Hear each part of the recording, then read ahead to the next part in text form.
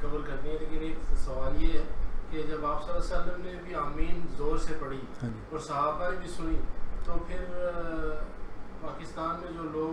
खामोशी से आमीन मतलब पढ़ते हैं, वो कहाँ से अखज़ करते हैं, वो किस जगह से ये अपना, और इस पर बहुत ज़्यादा इख्तिलाफ़ात हैं और कुफ्र तक फतवे हैं इसी के।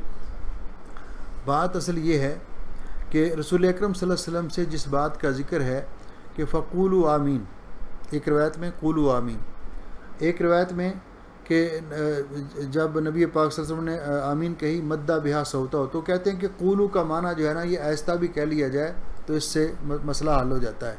तो जब रसूल अकरम सल्लल्लाहु अलैहि वसल्लम से ये वाज़े तौर पर साबित है, तो ये हुज्जत और दलील कोई इलाका या कोई मुल्क नहीं होता। हुज्जत और दलील हमारे पास अल्लाह का कुरान और नबी पाक सल्लल्लाहु अलैहि वसल्लम का फरमान है। तो बहुत सारी ऐसी चीज़ें हैं कि जो रसूल अकरम सल्लल्लाहु अलैहि वसल्लम से सही सनद के साथ साबित हैं और आपका अमल मुबारक है, लेकिन बाज़ इलाकों में उसमें कोताही पाई जाती है। तो इसलिए जो आमीन है, जिस तरह हज़रत इब्न अब्बास रज़ी अल्लाह तआला की रिवायत में है कि मदीना तैयबा की मस्जिद में नमाज़ पढ़ी, तो जब इमाम ने कहा वलद्दालीन, तो सब लोगों ने आमीन कहा, हत्ता कि मस्जिद में गूंज पैदा हुई, मस्जिद के अंदर गूंज पैदा हुई। तो ये आमीन कहना रसूल अकरम सल्लल्लाहु अलैहि वसल्लम से साबित है। तो जो भाई इस पर अमल नहीं करते, तो उनके लिए हमारी दावत है कि वो इस वक्त, यानी मिसाल के तौर पर जो बड़े होते हैं ना पेश इमाम, इनको ज़रा इनसे माजरत के साथ ख़ुद इंसान जिसको अल्लाह रब्बुल इज़्ज़त ने सलाहियत दी है, इस वक्त हर हदीस की किताब का तर्जुमे मौजूद हैं और हदीस पाक की वो किताबें जिन पर उम्मत का इत्तेफाक है और आज तक लोग उनको ये लोगों ने तलक्की बिलकबूल का ये शरफ़ दिया है कि असहुल कुतुब बाद किताबिल्लाह,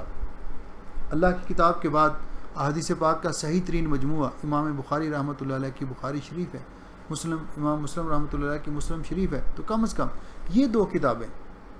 किताबें और या बाकी वो हदीस जिनको मुहद्दिसीन ने सही कहा है, तो उनका तर्जुमा ही एक दफ़ा पढ़ लें,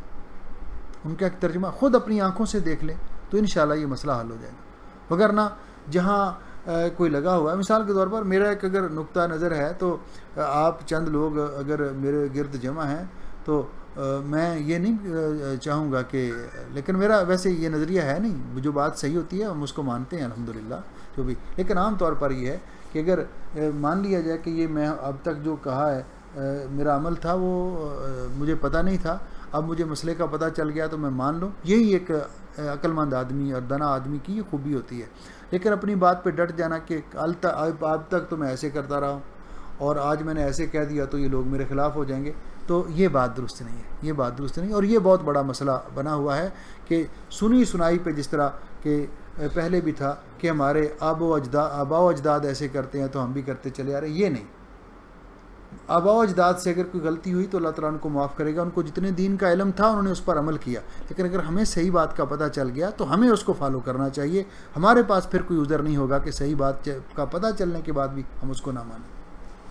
हाँ जी।